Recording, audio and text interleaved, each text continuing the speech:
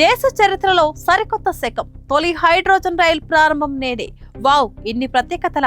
భారతీయ railway చరిత్రలో సరికొత్త శకం ప్రారంభం కానుంది. రైల్వే చరిత్రలో తొలిసారిగా హైడ్రోజన్ రైలు నేడు పట్టాలెక్కనుంది. ప్రధాని మోదీ స్వయంగా తన చేతుల మీదుగా దీనిని ఇవాళ ప్రారంభించనున్నారు.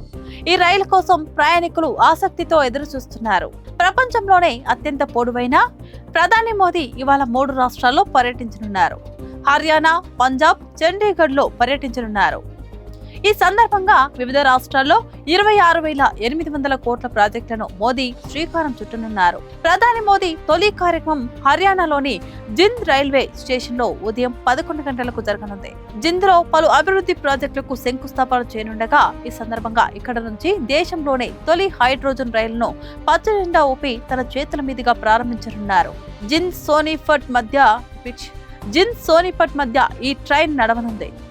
దేశంలో ఇప్పటి వరకు హైడ్రోజన్ రైళ్లు లేవు. దీంతో ఇదే తొలి ట్రైన్ గా చెప్పవచ్చు. స్వదేశీ టెక్నాలజీతో భారత్ లోనే ఈ రైలును తయారు చేశారు. ఈ రైలు నుంచి ఎలాంటి హానికరమైన పొగ రిలీజ్ అవ్వదు. దీంతో పర్యావరణానికి ఎంతో మేలు చేకూరుతుందని రైల్వే శాఖ అధికారులు చెబుతున్నారు. భవిష్యత్తులో ఇలాంటి మరిన్ని రైళ్లను తీసుకురానున్నారు. 2 కొత్త రైలు సర్వీసులు ప్రారంభం. అయితే ఈ పర్యటన సందర్భంగా కురుక్షేత్రంలో సిక్కో మ్యూజియానికి మోదీ శంకుస్థాపన చేయనున్నారు. ఇక చండీగఢ్ లో 6,600 కోట్ల ప్రాజెక్టులను ప్రారంభించనుండగా PGIMER లో కొత్త కేంద్రాలు ప్రారంభించనున్నారు. ఇక ఢిల్లీ అమృత్సర్ కత్రా ఎక్స్ప్రెస్ హైవేను జాతికి అంకితం చేయనుండగా 75 అమృత్సర్ భారత్ స్టేషన్ లో ప్రారంభించనున్నారు. మంగళగిరి రాయనంపాడుతో పాటు ఖమ్మం రైల్వే స్టేషన్ ప్రారంభించనున్నారు. అలాగే కర్టోలి, అంబాలా, అమృత్సర్, వారణాసి మధ్య కొత్త రైలు సర్వీసులను పచ్చజెండా ఊపి ప్రారంభించనున్నారు. హైడ్రోజన్ ట్రైన్ ప్రత్యేకతలు ఇవే. జింద్ సోనిపత్ మధ్య 2 ట్రిప్పుల ద్వారా ప్రతిరోజు సుమారు 356 కిలోమీటర్ల సర్వీసులు అందించనుంది.